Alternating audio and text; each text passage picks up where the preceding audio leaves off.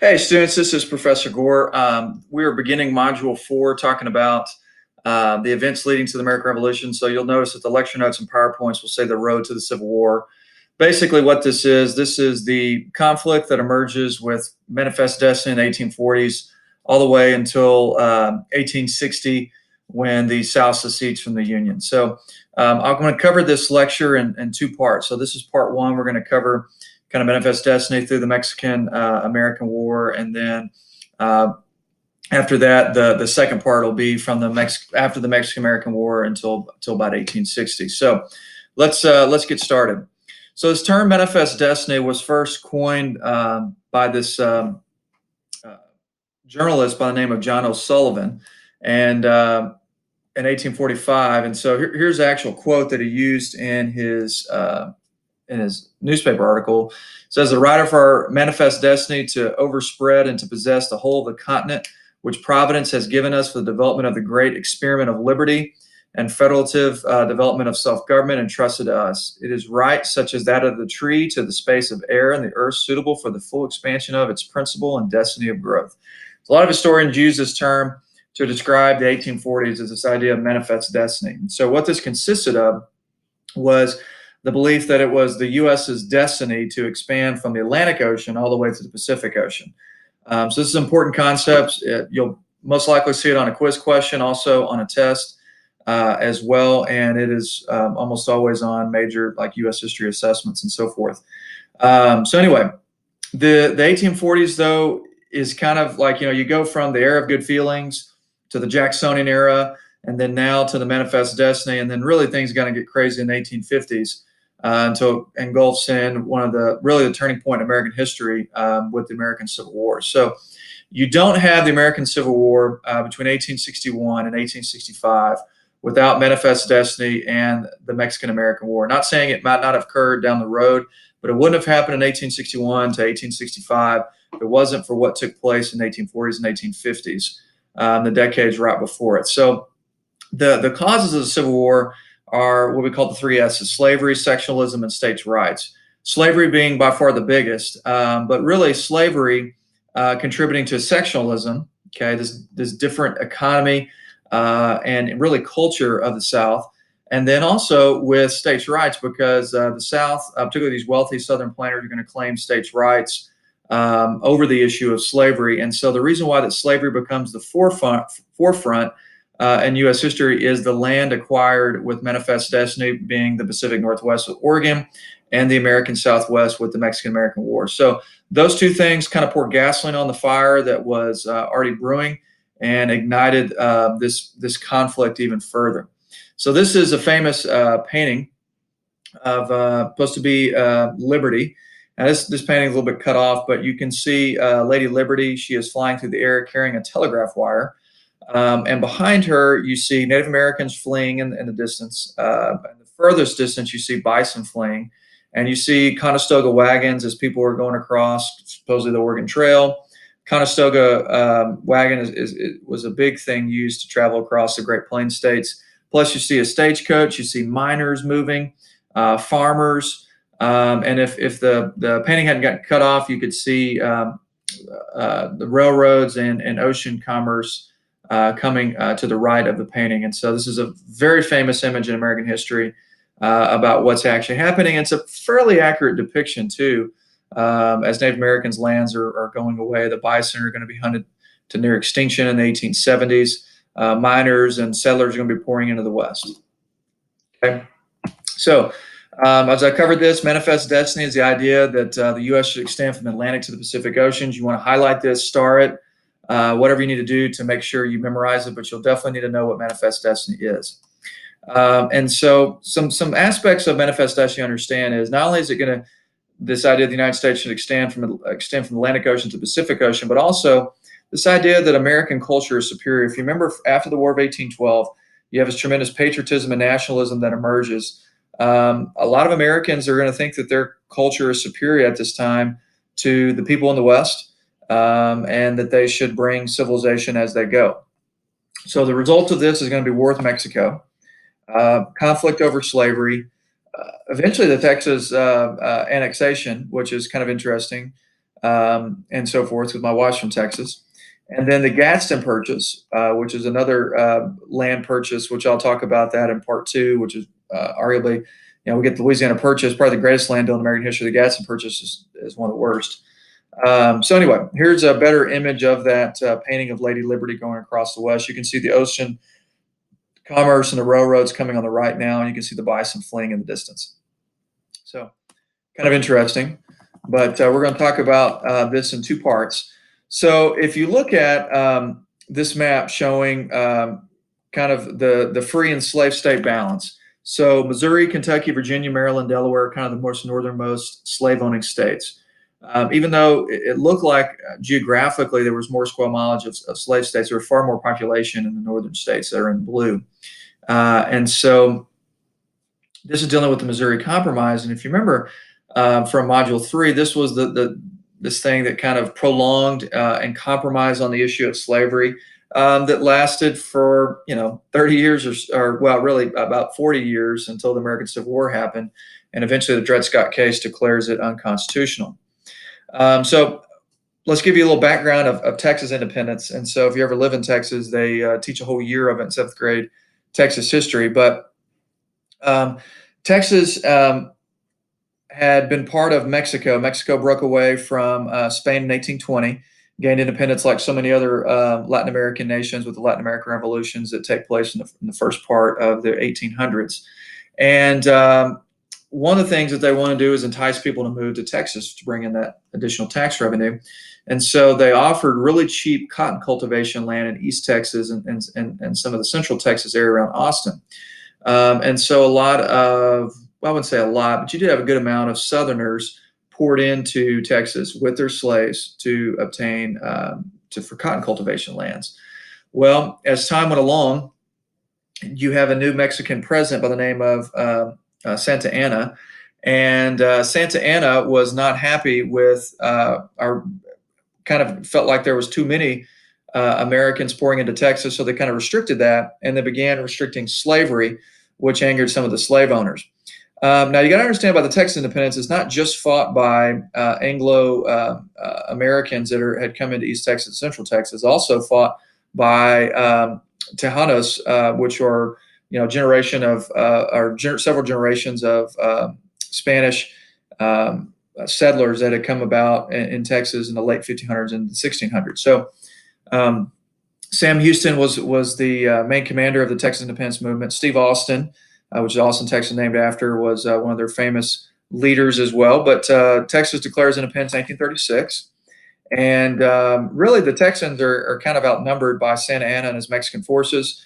There is a famous battle in San Antonio at the Alamo, which my relative David Crockett was killed at. Of course, it's not like the old John Wayne film where he's fighting to the last man and dies. Actually, according to historical record, he was most likely shot by a firing squad pleading for his life. Now, he did have a chance to flee the Alamo before the Mexicans completely surrounded it, and chose not to, and fought very bravely at the Alamo, but did not fight did not die in the way that the John Wayne movie depicts it as. So anyway, but the Alamo was a loss. I did have a student that told me in an essay how the Texans won the Alamo and won the Texas independence. That's not correct. Texas won their independence at the Battle of San Jacinto. And at the Battle of San Jacinto, Sam Houston kind of surprised Santa Anna, and the battle didn't last very long, but the Mexican forces were routed, and Santa Anna was captured, and he was trying to disguise himself as a normal soldier, but they recognized him by his nice long john underwear, and then some of his soldiers started saluting him. When they captured him, the Texans forced him to secede Texas. Now, there is some interesting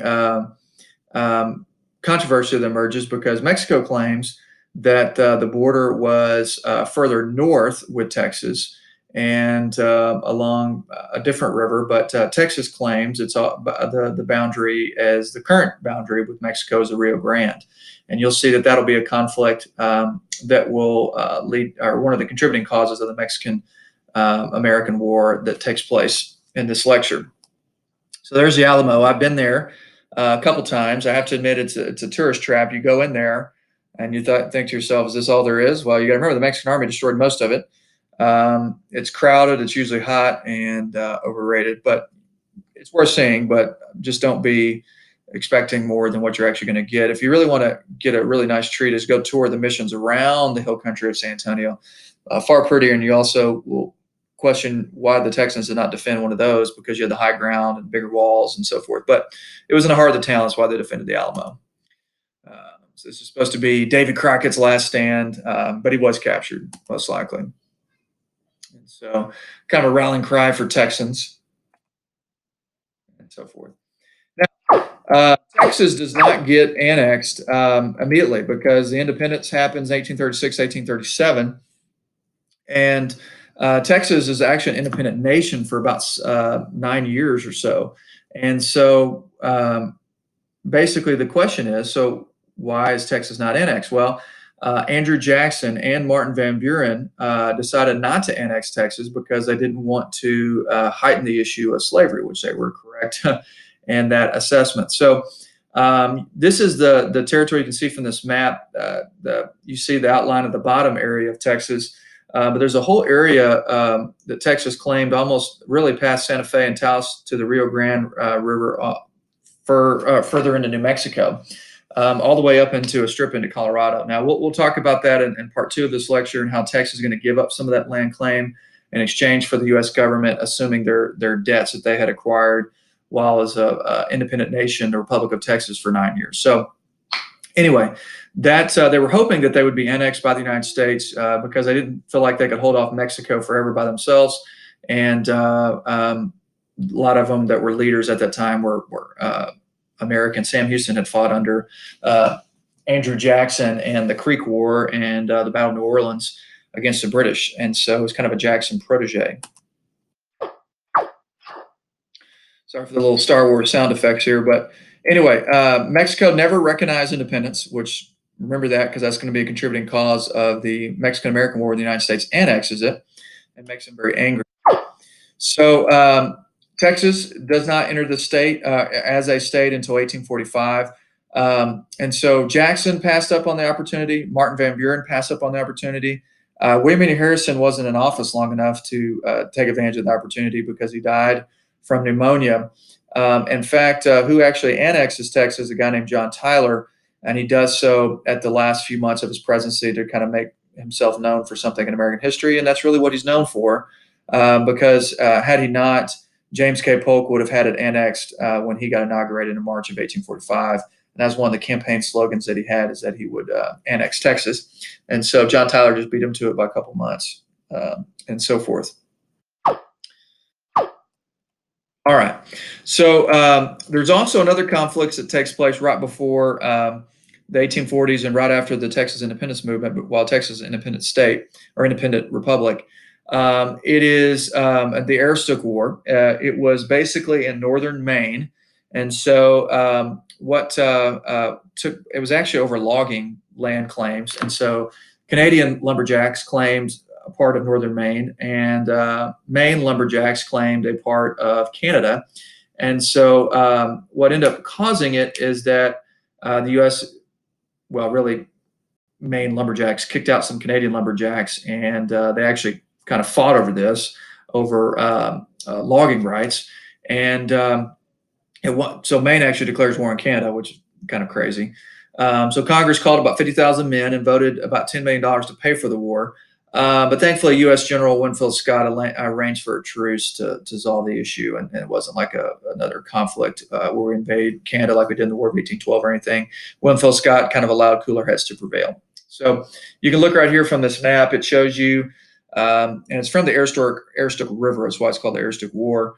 So they basically kind of split it 50-50 of territorial claims.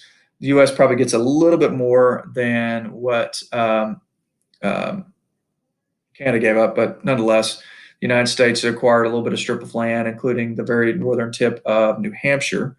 So when you go to New Hampshire, known for something just besides maple syrup. Just kidding, just kidding. All right. So the Webster-Ashburton Treaty is what settles that. So Winfield Scott kind of worked out the truce, and then Daniel Webster, famous American congressman, helps negotiate this treaty with the Canadian Canadian counterpart, Ashburton. So basically, it's what settles that border dispute. So anyway, you can see this on this map again, kind of the territory given up by Canada, the territory the United States acquired, and that Canada also gave up as well. So that was the Aroostook War, ended by the Webster-Ashburton Treaty. So if you want to take notes on that, so Webster-Ashburton Treaty settles the border dispute between Maine and New Brunswick, which is the Canadian province just to the north. All right, so another thing that's happening as well, as settlers in the 1840s began moving on the Oregon Trail, which there used to be a computer game on those old school Apple computers that I played when I was in elementary school. We were, it was crazy that we actually had Apple computers. We thought we were something. But there was a game called the Oregon Trail, and you would try to travel across the Great Plains state and make it to Oregon. And sometimes you would die from dysentery or cholera or something. It seemed like I was always dying in that game from one of those things, or you're getting attacked by Indians or whatnot. And so the reason why they're moving to Oregon is there's a beautiful river valley that's got a great fertile like soil that is black. And typically when you have black soil, it's so rich in nutrients. You see this in some of the Mississippi River Valley, the Nile River Valley, and so forth. And it's just a great place for farming. It's still today a wonderful place for farming. And so settlers crossed what they call the Great, what we called it, sometimes people call it Great Flyover States today, but they call it the Great American Desert. Actually, they didn't, but somebody who had gone out there to explore it coined that term, and it kind of stuck. So missionaries had gone out there previously to evangelize Native Americans. Also, fur trappers been out there for decades.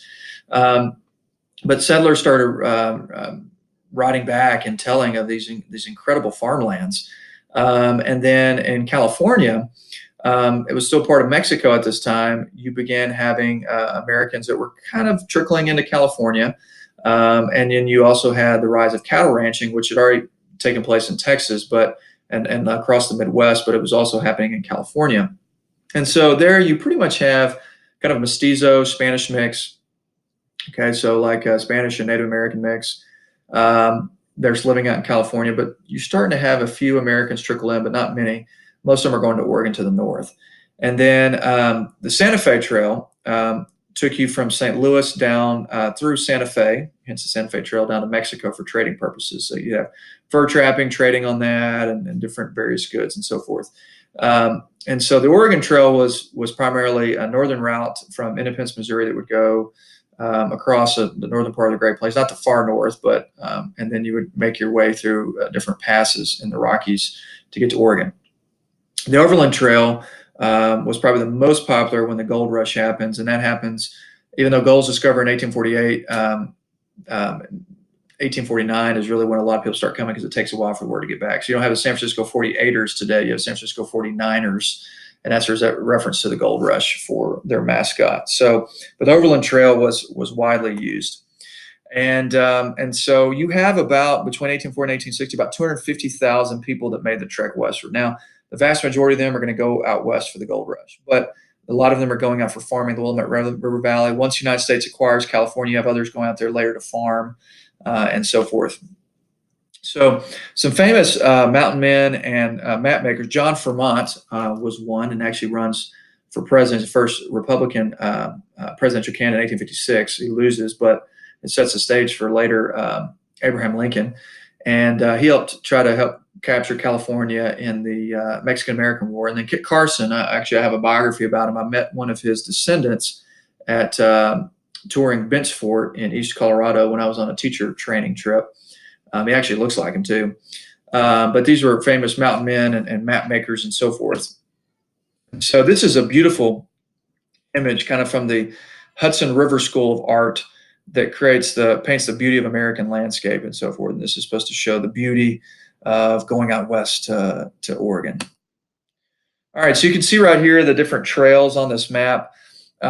Also, there is the Mormon Trail, as Mormons migrated out there from Nauvoo, Illinois, after the killing of Joseph Smith. Brigham Young led Mormons out to Utah, and the biggest settlement was around Salt Lake City, but they spread out throughout Utah and into New Mexico and up into Idaho as well. So, but anyway, the Oregon Trail kind of followed some of that path, except for instead of coming to Nauvoo, Illinois, it comes from Independence and St. Louis, and kind of parallels the Mormon Trail to a certain extent.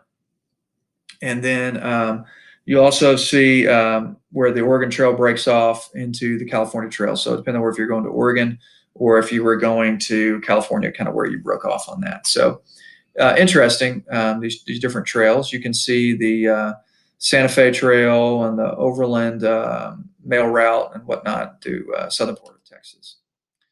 Now, the Donner Party, the infamous trip, it's really a tragic story in American history because they did so many things went wrong on their trip, and they did several things wrong. Is they had bought these guidebooks, and people, you could have any kind of peddler selling these guidebooks, never been out west a day in their life, but claimed that they knew different shortcuts. Well, they set out later in the year than they should have. And so typically you want to set out a little bit earlier than they did. And they had bought this guidebook that told them to get through the kind of the mountains of Utah, that you could take the shortcut and it would cut like 2 weeks off the journey. Well, because they got a late start and had a couple other mishaps along the way, they ended up trying to take this shortcut, and they get stuck. They can't get through the mountains. They're trying to find a pass to get through, and they can't find it. Winter comes in early, and they get kind of snowed in. So what ends up happening is some of the stronger men get dispatched to try to go to California, and they make it to Sutter's Fort to, bring back help. Well, they do bring back help, but by the time they arrive where Donner's Party is located, many of them have starved to death, and cannibalism had resulted. Now, it's gut-wrenching and tragic. In fact, the Donner leader, his husband and wife, they were alive when the rescue team came, but they were too weak to travel and ended up dying there. But they, to keep somebody from eating your own loved one and so forth, they marked. But anyway, I don't want to get into it. It's a tragic story in American history, but here are only 80 out of the 83 members, about 45 survived to get to California. It's terrible.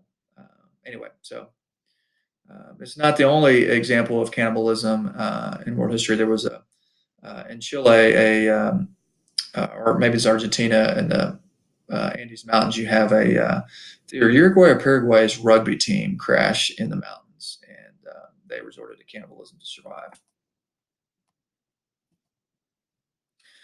Anyway, now let's talk about Manifest Destiny. Now, one of the most interesting presidents, I think, of the 1800s, because he comes from nowhere, pulls off one of the greatest political upsets in American history. A guy named James K. Polk. Also, as you can tell from this picture, he rocked a great mullet back then, with business in the front and party in the back. And so he kind of had, besides his great blonde-haired mullet, he's actually one of the only people to ever really accomplish all of his campaign promises, and he does so in one term. I've read a biography on the guy. He's not one of those presidents in American history. If you ever had a chance to have dinner with, top 5 presidents, he would not be on the list. But nonetheless, he does accomplish quite a bit in the 4 years he was in office. He was an Andrew Jackson protege, and was governor of Tennessee, and been a one-term governor of Tennessee, and kind of comes out of nowhere to upset the famous Henry Clay. And it really was because of Clay's issue about the Texas annexation that cost him the election. But really, the election should have been Henry Clay's. And he's one of a couple guys in American history that runs for president 3 times and loses all 3 times. Other guys, William Jennings Bryan, who we'll cover in U.S. history too. So he's a Democrat, and he is an expansionist. And so basically, he campaigns on 4 different campaign things. He's going to say he's going to annex Texas, which John Tyler does so before he gets a chance. He also claims he's going to acquire California, which he does via the Mexican-American War, but he would try to buy it first. He also said that he was going to settle the Oregon border dispute. Now, he claimed it was going to be the 54th 40 parallel. They settle on the 49th parallel, which is present-day border of Washington and British Columbia. A very fair deal, because we get about 50% of Oregon territory, and Canada gets about 50%. One of my colleagues used to say, well, he didn't really accomplish all of his campaign slogans because he didn't really make it all the way to the 54-40 or whatever. But that would have been kind of an unfair agreement with Canada if we would have got all the way up to the 54-40. So that was his campaign slogan: 54-40 or fight. And the 4th issue that he ran on that said he was going to lower tariffs, which he does. So John Tyler had become president after William Henry Harrison had died. Now Harrison ran in 1840 as kind of this rough and tumble frontiersman who's actually wealthy, and they kind of portrayed Van Buren as this Eastern elitist. It was actually the opposite. Harrison was kind of the wealthy elitist, and Van Buren kind of grew up from middle class upbringing. But Harrison had was rumored that he was kind of too old and weak or whatever. So on his inauguration speech, he wanted to show people up, and he gave a over 2 hour long speech in the rain without an overcoat or a hat. Well, he proved his critics correct because he got sick with pneumonia and died 36 days in office. So John Tyler was his vice president. Now, Tyler originally been a Democrat, but hated Andrew Jackson and became a Whig, mainly because he hated Andrew Jackson. But really, his views were the same as the Democrats and Jackson. And so Tyler was actually the only president to ever be kicked out of his party. And so he gets abandoned. So nobody picks him to run again. And in this election, Henry Clay kind of is the Whig candidate. James K. Polk's a Democrat. Martin Van Buren was a former Democrat. He gets chosen kind of by this Free Soil Party or whatnot. And so Van Buren actually runs again. And what ends up happening is this Liberty Party, which was opposed to slavery, kind of that came out of the Second Great Awakening. Some of the New York Whigs, really New York was a swing vote. If Polk would have lost New York, Clay would have won the election, but instead Polk wins New York. And the reason why is the Whig vote gets split between the Liberty Party and the Whig Party, and that causes Polk to win. One thing you'll notice throughout American history is that typically when a political party splits its voting in an election, the other candidate ends up winning. Now, the one exception to that would be Harry Truman. He kind of pulls off this huge upset in the 1948 election that we covered in U.S. History 2. So let's look at what Polk's going to do. So Texas was annexed by Tyler a couple months, like literally after the election and before Polk came into office. When that happened, Mexico's like, all right, we're done with you. So Polk wanted California. And you got to remember that Texas claimed the border was the Rio Grande. Mexico claimed it was the Nueces River to the north. And what ends up happening is Polk dispatches troops down to the Rio Grande border just to make sure that we're going to hold it since we've annexed Texas. And he sent John Slidell to Mexico to try to buy California and possibly New Mexico for as much as $30 million. You'll find out that Mexico should have taken that deal because they would have kept some more territory and then for $30 million without losing troops in the process. So Mexico wouldn't even meet with John Slidell, and so Polk basically wanted to acquire California. Now, I'm not necessarily advocating that the United States should go to war all the time or anything like that, but I will tell you this: if any strip of land was worth fighting over in American history, it was California, because California is I'm not even from California, but they have some of the greatest farmland in our country. They have great mineral wealth. California has been a tremendous asset to the U.S. economy throughout American history since we acquired it in 1848. So, but what ends up happening is Polk actually provokes a war over California. Now, he did encourage Californians to revolt, and hopefully they could gain independence from Mexico, and then we could annex them just like we did Texas. That didn't have enough time to develop. In fact, he sent naval commanders all the way down around the coast of South America up to California. We're supposed to seize San Francisco Bay and coastal towns if war ever broke out. So John Fremont, as was told you, is a famous map maker, was sent to Sacramento Valley to help provoke conflict there. Now, when General Zachary Taylor was sent to the Rio Grande border, what ends up happening is Taylor, unofficially, but ends up it most likely happened in American history. He sent some troops across the Rio Grande border. He got Mexican soldiers angered. They chased them back across the Rio Grande. When conflict broke out, they're like, oh, well, Mexican soldiers came across the Rio Grande and attacked us. Well, we set it up so that way we could fight against Mexico to acquire California. So not exactly a shining moment in American history, but one that actually paid off and the United States was successful. So when Polk went to Congress and asked for a declaration of war and claimed that we had been attacked, some of the congressmen, actually a lot of them, voted in favor of going to war, which is why we do go to war. But Abraham Lincoln, a young guy in the House of Representatives, basically said, I want to know the exact spot that blood was shed on, because he knew that BS was going on there. And anyway, but Lincoln's not influential enough to make a difference at that time. So Polk was hoping to fight a very quick war, capture California, and then call it a day. Well, the war actually was a lot bloodier than people expected. Now, there wasn't a whole lot of soldiers that fought in the war in terms of compared to other wars, but in terms of soldiers did fight, there's pretty high percentage casualty rates. So anyway, how did the U.S. end up going to war with Mexico? Well, you got Manifest Destiny. U.S. soldiers were killed at the hands of Mexican soldiers. Granted, we provoked them. And then we desired to gain payment for that. And then really the real reason is we want to acquire California. So you can put a star by that last one. That's the main reason. So during the conflict that was going on much longer than Polk anticipated, he thought it'd be over in 1846 when the war began. It actually doesn't end until 1848. But he did settle on a border compromise with Canada, which was controlled by Britain at that time. At the 54-40 pledge, he actually reduced it to the 49th. I'll show you a map of that in just a second. The reason why Britain did it is solely because they want to keep trade and make money off the U.S. Really the only reason.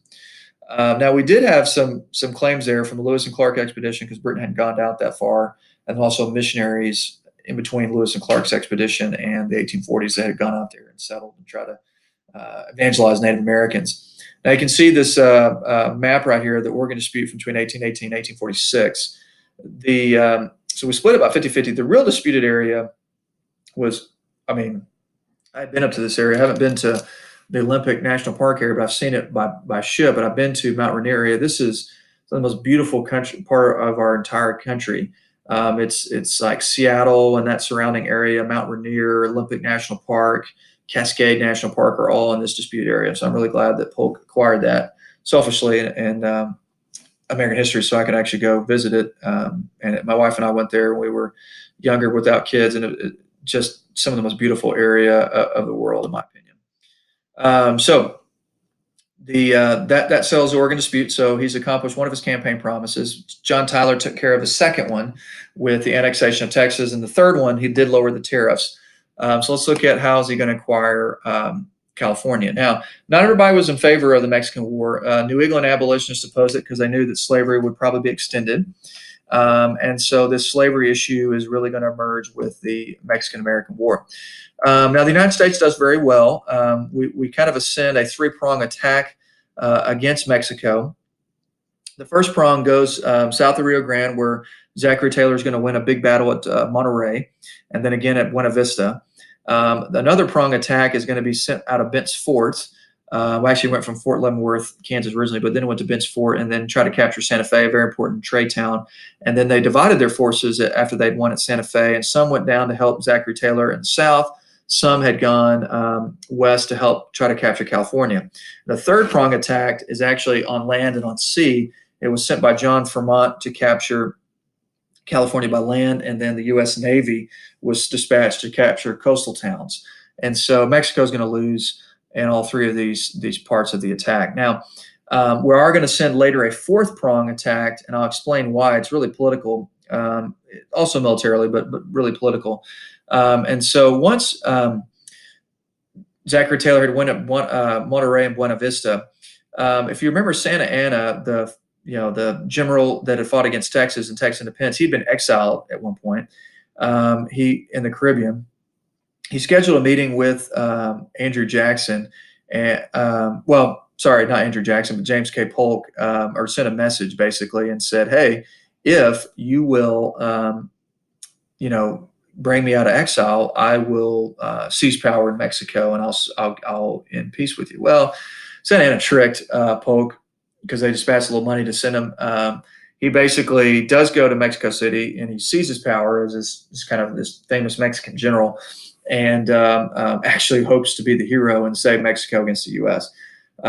So basically, Zachary Taylor, because he was getting glorified in the press, Polk worried that Zachary Taylor might become a Whig candidate in the election of 1848. Which is what happens. Polk had claimed he was just going to run one term, so he knew that he wasn't going to run again as a Democrat in 1848. And he feared that Zachary Taylor was going to be the Whig presidential candidate, which is what happens.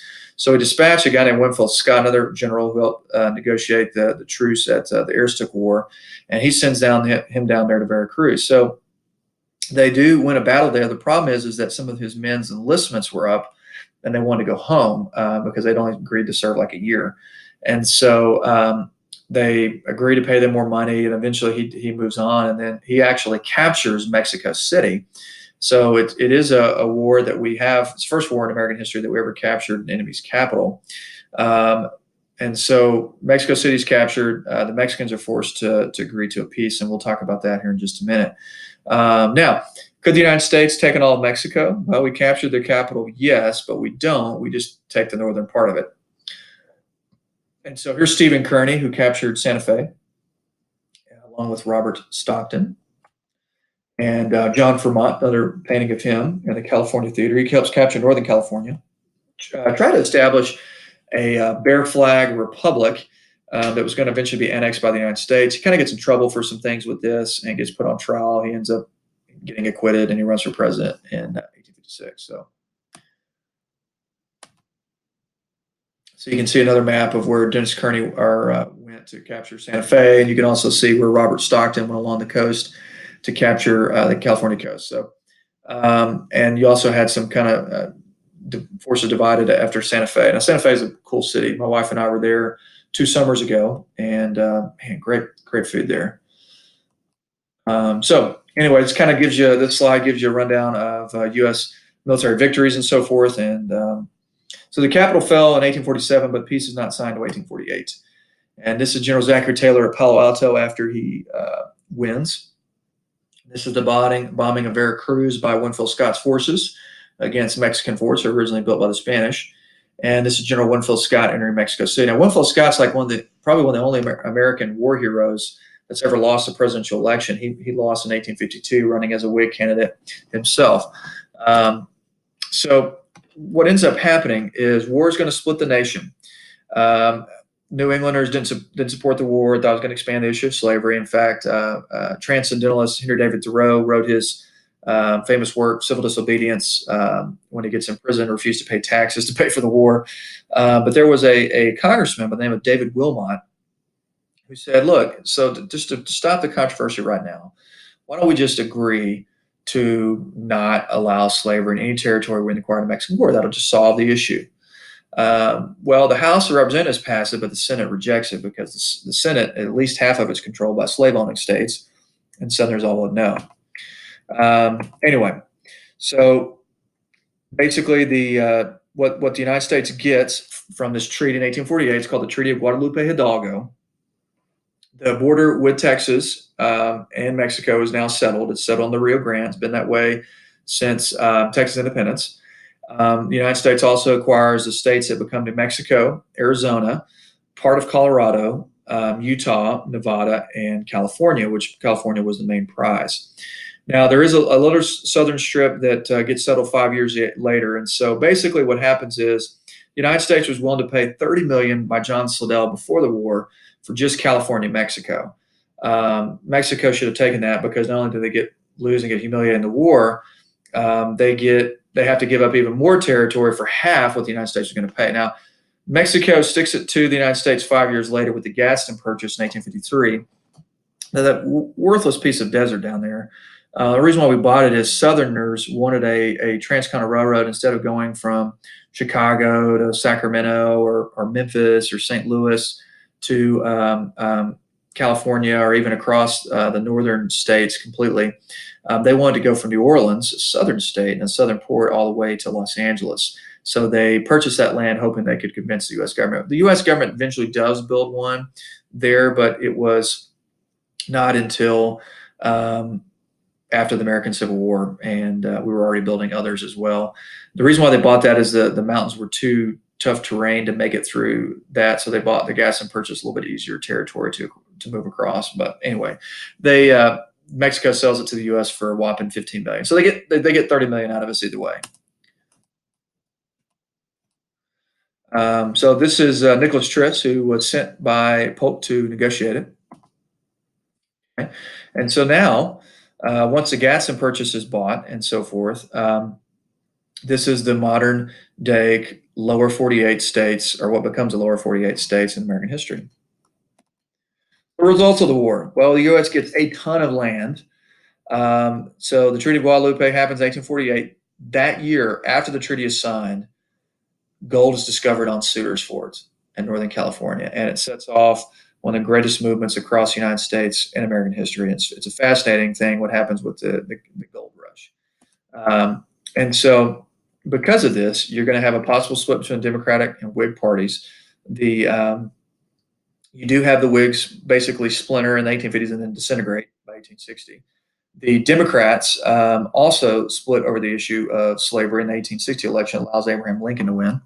And slavery controversy is hot. It's like somebody poured gasoline on it. And then also the free soul movement begins to develop and expand. And so what this was, a lot of abolitionists did compromise and go for, because some abolitionists basically supported getting rid of slavery altogether. Some abolitionists were willing to be okay with at least slavery being prevented from expanding, like Frederick Douglass. He wanted abolition to completely happen across the United States, but he was willing to make some compromises. This is one of them. And so there's actually a free soul party that emerges in 1848 that runs a candidate. And here's the four things they supported: the prevention of expansion of territory into the Southwest Territory acquired in the Mexican-American War, which is the Wilmot Proviso. It does propose free government homesteads for settlers. Now, the U.S. government will pass this in 1862 called the Homestead Act, and we'll cover that in the Civil War lecture, but really it affects things at the very beginning of U.S. history too, right after the American Civil War. They completely opposed slavery in territories, and also they wanted to end slavery in Washington, D.C., which does happen in the Compromise of 1850. So the election of 1848, basically Zachary Taylor runs as a war hero. Americans love a good war hero, and he runs as a Whig. He was actually a slave owner from Louisiana, and he beats Lewis Cass, who was Polk's kind of handpicked successor, and then Martin Van Buren runs as a free soul candidate. And so we're going to end the first part of this lecture with the election of Zachary Taylor, and then we're going to talk about all the craziness that emerges after 1848, and really where things kind of the stepping stone to the American Civil War.